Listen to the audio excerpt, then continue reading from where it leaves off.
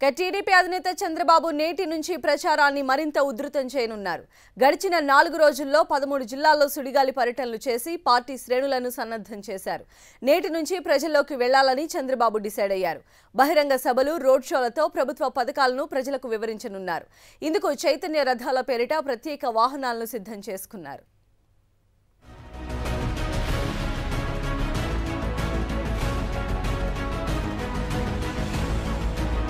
4 రోజుల పాటు జిల్లాల్ని చుట్టేసిన టీడీపీ అధినేత చంద్రబాబు క్షేత్రస్థాయి ప్రచారానికి రెడీ అయ్యారు. ఇవాటి నుంచి సభలు, రోడ్ షోలు నిర్వహించనున్నారు. పశ్చిమ గోదావరి, కృష్ణా జిల్లాల నుంచి ఎన్నికల ప్రచారాన్ని మరింత ఉధృతం చేయనున్నారు.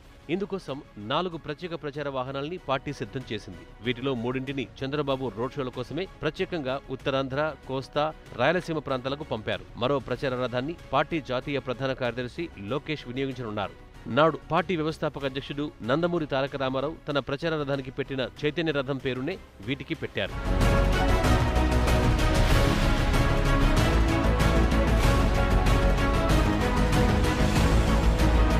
ఈ ప్రచార రథాల్ని బహుళ ప్రయోజనాల కోసం చంద్రబాబు వినియోగించనున్నారు. ఎన్నికల ప్రచార పర్వం ముగిసేలోపు వీలైనన్ని ఎక్కువ ప్రాంతాలని చుట్టాలన్నది అధినేత ఆలోచన. ఉదయం వేళల్లో బహిరంగ సభలు నిర్వహించినా సాయంత్రం వేళల్లో ఈ చైతన్య రథాల ద్వారా రోడ్ షోలు నిర్వహించనున్నారు. ముఖ్యంగా పట్టణ, నగర ప్రాంతాల్లో బహిరంగ సభల కంటే రోడ్ షోలే అనువని టీడీపీ అధినేత యోచిస్తున్నారు. రాష్ట్ర వ్యాప్తంగా 100 సభలు నిర్వహించాలని చంద్రబాబు నిర్ణయించారు. ఈ సాయంత్రం ఏలూరులో నిర్వహించే రోడ్ షో ద్వారా ఈ చైతన్య రథాల్ని చంద్రబాబు లాంఛనంగా ప్రచార పర్వంలోకి తీసుకురానున్నారు.